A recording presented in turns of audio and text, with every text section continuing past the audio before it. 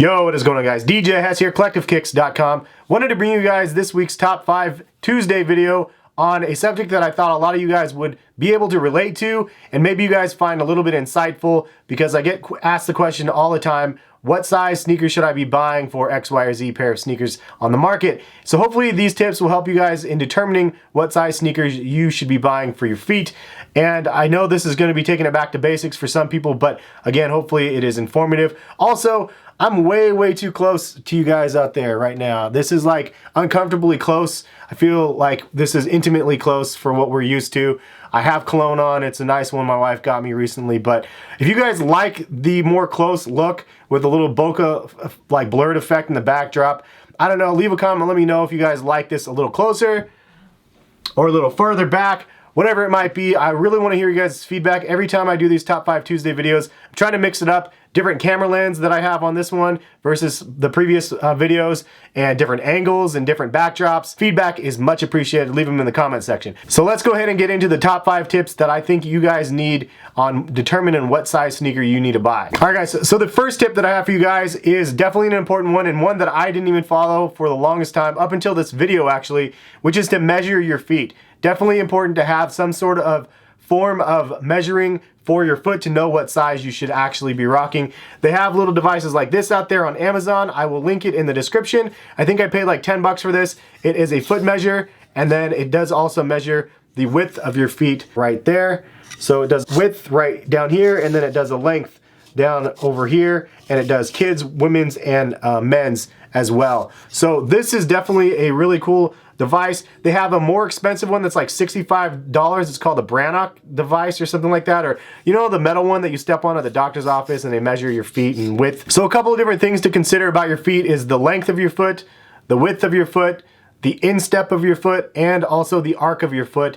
All those play in a factor on what size sneaker you should probably be buying for your feet. But some of those things are a little bit more important than other ones, but it's good to know your starting point for where you should be buying sneakers. All right, so tip number 2 is definitely one that the seasoned sneakerheads out there know very well, and that is sizing is not 100% consistent on sneaker brands. It's not even 100% consistent within sneaker brands. So throwing it out there, Nike sometimes is a size 9 for some sneakers for me. Sometimes they're a size 9.5. Sometimes even like this one, these ones I should have gone with a size 10. These ones are really snug on me because I got the wrong size. Sometimes you think, oh, I can go a half size down on something because on this shoe I did that and I was just fine, but that's not necessarily the case. If you don't know the sneaker models intimately enough, then sometimes you can end up in a situation where you get the wrong size of sneaker, even though it's the same size as a previous pair that you bought from the same brand. So sizing can be different within brands. Number 3 for you guys, look at that fancy ring right there. Wife got me this fancy platinum ring right there for Christmas or something. I don't know if I showed you that platinum.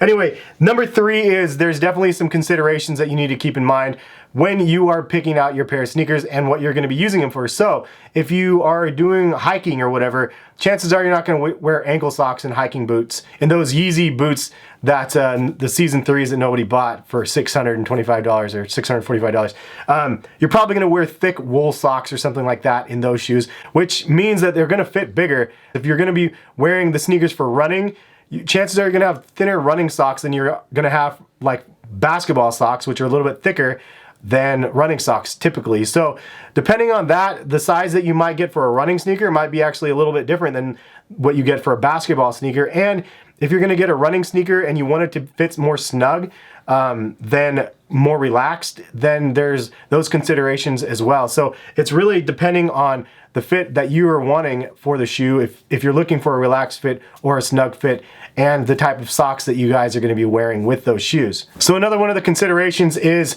the rule of thumb. And is it the rule of thumb? Is that really what it was originated from? I don't really know. It would make sense if it did.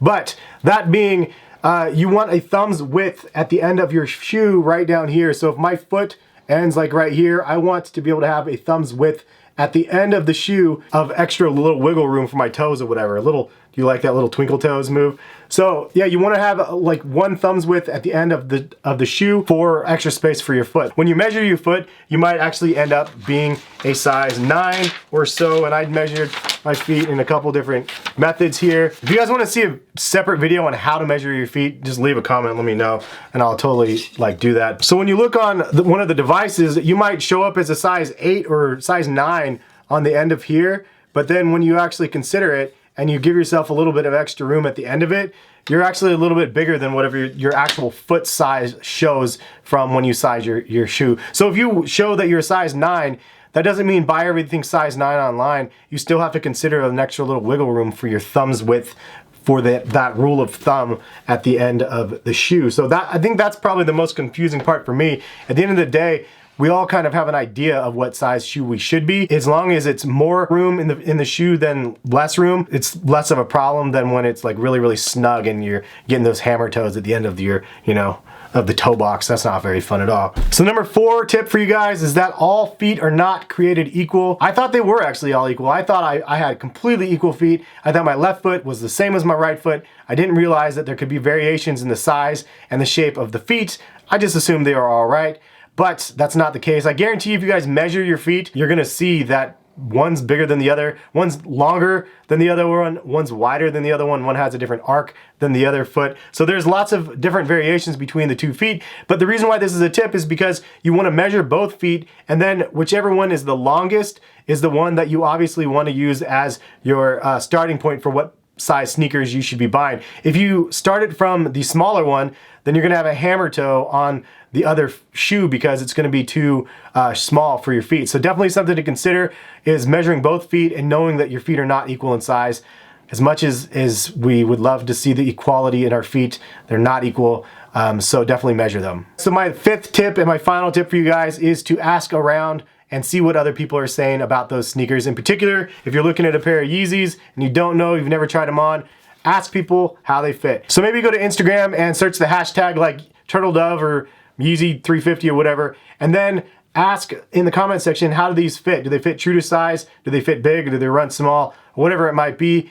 And then get some opinions on what size other people have the experience of the sizing of the shoe. Now that being said, not everybody's right. Somebody else that has that same size foot theoretically might not fit the shoe the same way. So it's important that you just ask around, get multiple opinions, not just from one person, and then really just try to research the best you can, especially if it's gonna be a hefty investment for you guys. You just wanna make sure you get the right shoe. If in doubt, go to the mall and try on shoes and see if you can try on the shoes that you're interested in buying before you buy them online. So it's really important to just ask around and get as much feedback as you can from as many people as you can to try to build the story the best way possible for what size sneaker you should be buying for whichever model you guys are looking at. It's not always easy to decide. Sometimes you can reach out to the brands themselves on chat, Nike and Adidas, and ask them about sizing. It's actually something that I feel like the brands need to be more uniformed on, is how they size their sneakers. Adidas has like the prime knit versions of NMDs that were like a half size bigger than the regular version. LeBron's, again, prime example, really, really snug on the 9s. 10s were just fine. 11s were a little bit snug as well. So it really does just depend on the model that you're interested in buying, the genetic makeup of your foot, and any other of the other considerations that I mentioned in the video that will help you sort of determine what size pair of sneakers you should be buying. But ultimately, it's not really a surefire thing that you're gonna get the exact perfect fitting sneaker every single time you buy a pair of sneakers. In fact, if you think about it, all of the pro athletes out there that play sports, like especially in basketball, have orthopedics, I believe, or whatever they're called, where they have the drop-in insoles to make sure that they match their arc just right, and they're actually specialized for their feet. But anyway, those are my top 5 tips for helping you guys determine what size sneaker you should buy. I know it was not an easy answer. There's not a direct, easy answer for you guys on saying, if it's this, then this. But at least if you start with the base of your foot and knowing what size sneaker you are, you can kind of go from there and get a better idea of that. As for the different sizing from the brands, those are gonna vary no matter what. And it's best to just reach out to the community and ask around on Instagram and Twitter, leave comments and videos of reviews of the sneaker. But yeah, hopefully again, this was helpful. If you guys did like the video, smack the rule of thumb, but the thumbs up, and we will catch you guys for the next Top 5 Tuesday video the next week. Catch you guys later. Peace, guys.